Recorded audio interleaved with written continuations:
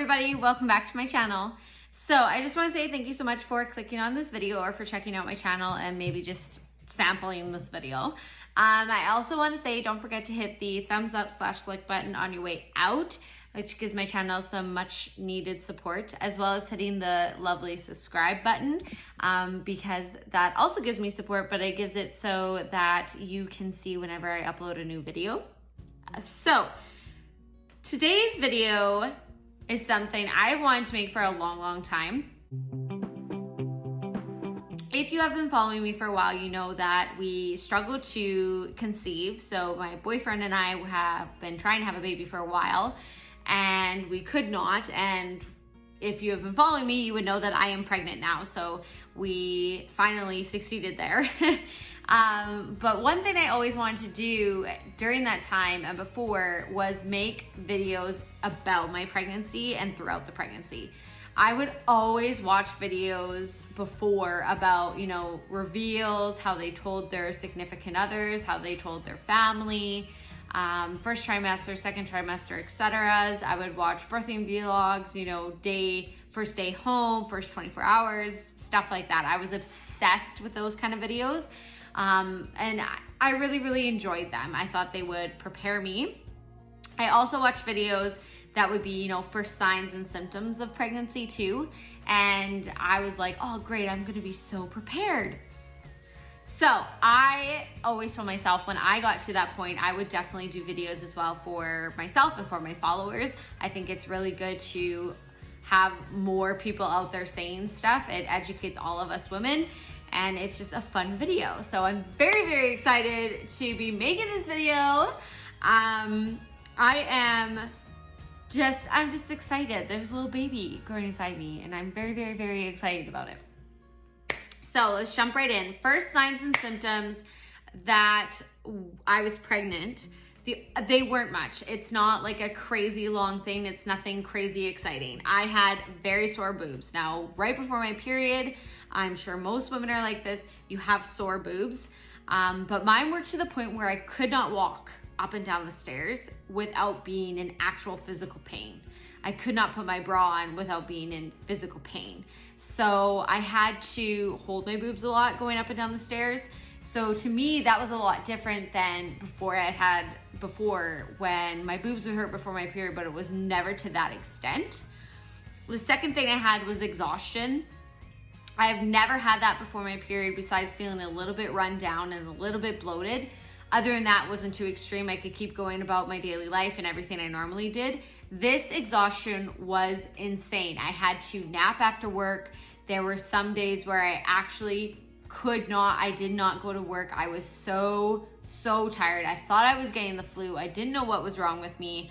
I would literally sleep all night, not be able to function. I'd sleep until noon, 1 o'clock that day, get up for maybe 4 or 5 hours, go to bed at 7, sleep all night. I was so tired. It didn't matter what I did. It didn't matter what I took. I was exhausted. So I was so drained.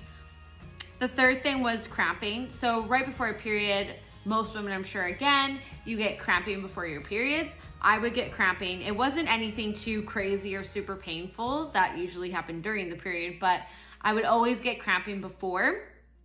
These cramps that I was getting was partially like my before period cramps, but it was also slightly different.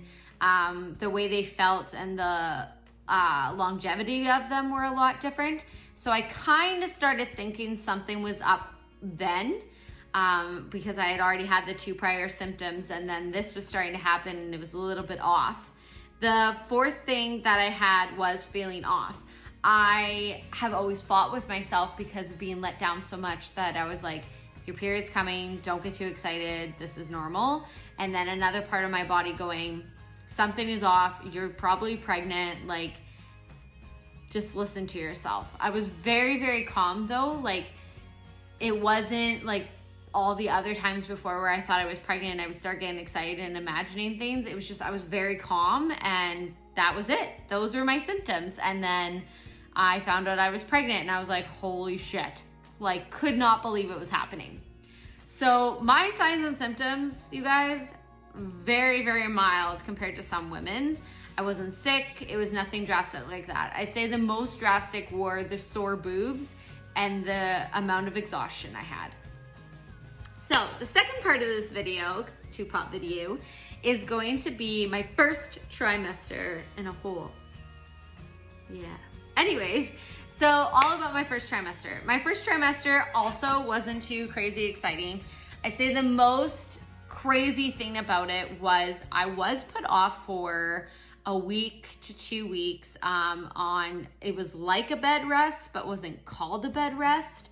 So I was allowed to be up for 2 hours total being busy, and then the rest of the time was only when necessary to be up, because I had some severe cramping and a few scares. I didn't have any crazy things like bleeding, nothing like that, but they just wanted to, you know, it was a precaution, and I was fine with that. I was very understanding with that. I'd rather have my baby be okay and healthy than be like, oh, I need to do stuff. So that was the most drastic thing.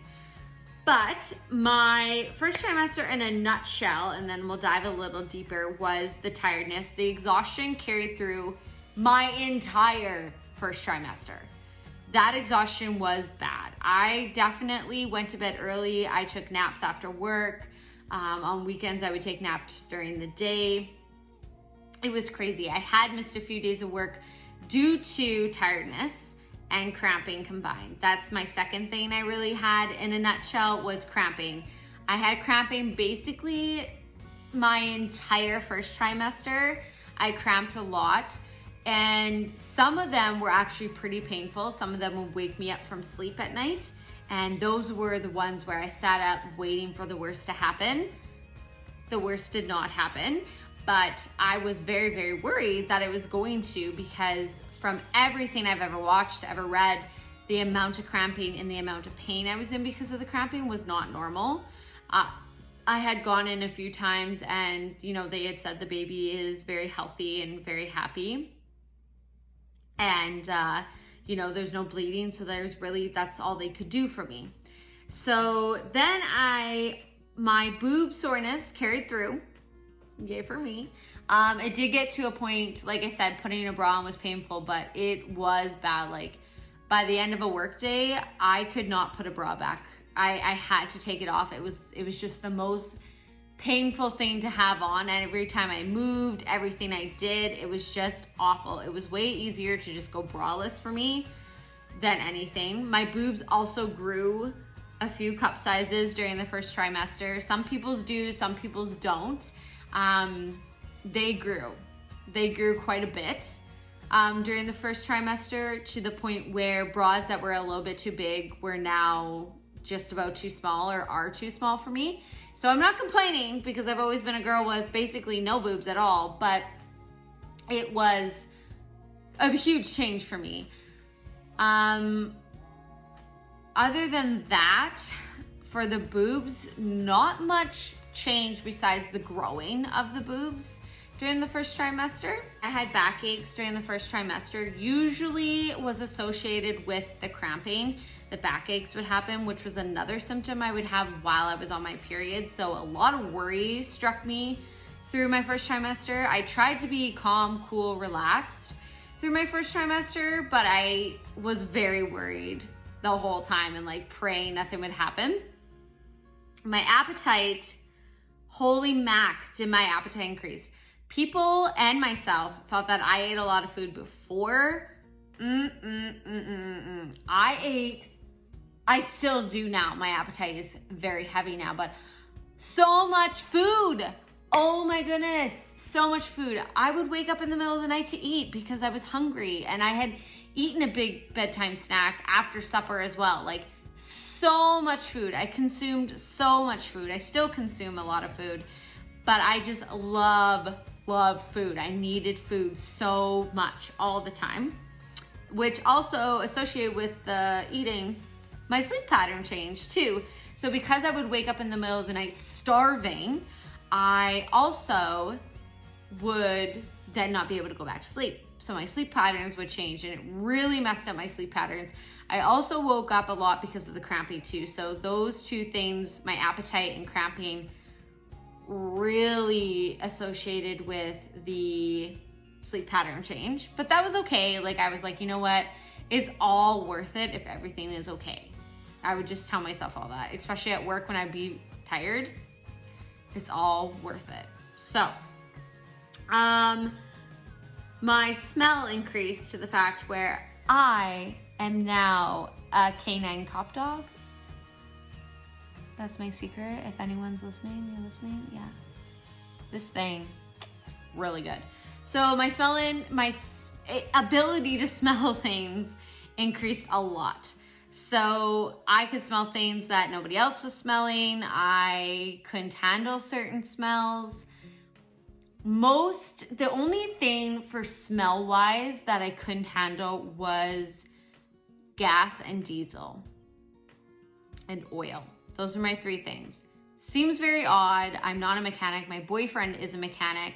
My father is a farmer. So those are things that my entire life I have smelled, but they were the worst. I wouldn't even have to be near my boyfriend to smell him. He could walk in the yard and I'd be outside with the dogs and I could smell him from across the yard and I'd be like, you need to shower because I cannot be inside that house with you. It was bad. It's gotten to the point where I can handle it now, but your smell increases like nuts and you literally feel like a dog.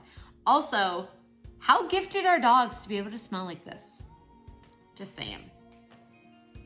A little more in depth, my food. My doctor was extremely cautious and I would say, well, a lot of people have said very old school. So she put me on, I had a lot of restrictions and things I could and could not eat, could and could not do. So foods that I could not eat are also, I could not have fish, I could not have caffeine, I could not have anything for my headaches, I could not have anything for helping me sleep. That was about it. She didn't want me eating junk food, which made sense. So it seems a little crazy to some people, like a lot of the pill stuff, like I couldn't have like anything for a headache. I couldn't have, if I were to have heartburn, the only thing I could have were Tums. I couldn't take anything to help me sleep. What was another one? Oh, I couldn't take anything for my allergies whatsoever. Any type of pill, nothing. They couldn't prescribe me a special anything. There was nothing like that they could give me. So for a lot of people, they're going to be like, what? And I was too, because I know a lot of friends of mine who have been pregnant and have been able to get stuff. So my doctor was very precautious. So those were the things I could not eat / drink / consume for the first trimester. I craved sweet and salty. Yes, craved it so much. I mean, I'm somebody who likes that kind of food basically all the time, but I had been eating very, very healthy and eating healthy alternatives. I craved candy and salty things. Oh my goodness, so much. So I ended up giving in 3 times, I counted during my first trimester, to my cravings. Sometimes it was so bad where Bryce would bring me home whatever I was craving and I have to eat it even though I was in the middle of just finishing up supper. Like, you need it. But at the same time, giving into that craving, nothing feels better than giving into your cravings, people. Just saying. However, not the best. So I did eat junk food a bit during the first trimester because that's all I crave is sweet and salty things. As for like morning sickness, things I could not eat, etc., I didn't have any morning sickness. I never did get sick. I felt a bit woozy at a couple times, but that was it. Never got sick, never went further than that. I think the longest I felt woozy was maybe a half an hour and then it went away. So I really felt fine that way the whole time. I could not eat Caesar salad. Could not do it. During my first trimester, like eating Caesar salad was like eating dirt to me. It literally that's how it tasted. Salad, fine. Caesar salad, not a bloody chance could I eat a Caesar salad. It just was not working. And the reason I'm like obsessive is I love Caesar salad. That was like my go-to salad. But during the first trimester, there was no way I could do Caesar salad. I just could not do it. Another thing that I couldn't do for food, what was it that day? Oh, Bryce had bought, that's my boyfriend, Bryce had bought me some chicken fingers and I just couldn't do it. It never, like, they never made me feel ill. I just couldn't do the taste. It just tasted like crap. I just couldn't do it. Other than that, everything tasted fine. Nothing too crazy there. Oh, and ice cream. Ice cream, if you've watched my channel, if you've followed me, if you're my friend or my family, you know ice cream, my kryptonite. Can't help it, must have it. Doesn't matter, I'll eat it. I don't care. I don't care. I'll eat it. I love it. So ice cream did not taste the same to me. It didn't matter what flavor, didn't matter what kind, you know, soft or hard. I couldn't do it. It just didn't taste right to me during the first trimester. Exercise, I was very limited on exercise. I was also, if you followed my channel, during the time when I hurt my knee too, so it was kind of combined. But due to the pregnancy, she didn't want me running or jumping, no heavy lifting. She wanted me basically resting more than anything. The most crazy activity she wanted me to do was walking, and that was about it. She didn't want me doing anything else because of the risk of something happening to the baby and to the implantation process. So that was what I did. I took it extremely easy peasy. I didn't go overboard, and I was okay with that. It did feel off though. I did feel lazy and like I wasn't doing my job as a person, as me, because I was exercising so much before and very healthy, and you know, I was doing my whole health and fitness journey there, and so I just felt off. But it's worth it. It's 100% worth it for me. It was. As much as like people complain about it, I guess, or I want to complain about it, in the end, like looking back now, I'm just like, it's worth it. It was worth it for my baby. Like, it doesn't matter. You know, you do anything for your child. So other than that, I think the one thing I forgot to mention were the migraines, headache migraines. I got pretty regular headaches during the first trimester. And again, my doctor said I couldn't take anything for them. So I really suffered. So a lot of the times my headaches would turn into migraines, and then my eyes would start to burn, and it would hurt to actually have my eyes open and look at anything, period. So I really suffered through headaches through my first trimester.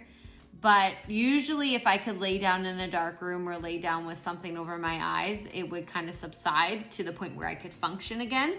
And then I would have my nap after work. Literally, other than that, you guys, that is my first trimester in a nutshell. To me, grew, but I was also bloated, which is normal during the first trimester. So if you follow me on Instagram, which I'm going to put my little tag up here, I suggest you do, I have made a baby bump thing on my page. And I don't actually know a technical term. I'm not very good with like technology stuff.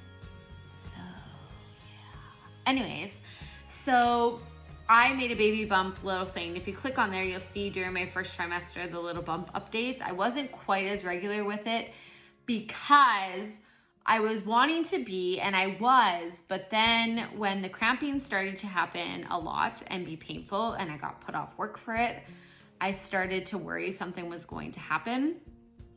And I'm the kind of person that I don't want to get my hopes up for anything, because when I do that, the pain I feel afterwards feels unbearable for me, and it's very hard for me to cope. I mean, I would, and I have, but it became hard for me at times.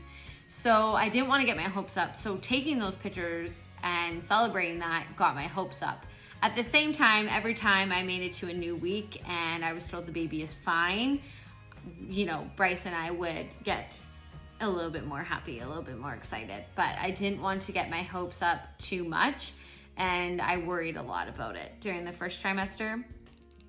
If I have one piece of advice to give you lovely ladies, if you are expecting or trying, during the first trimester, it feels like everything changes, but nothing changes at the same time.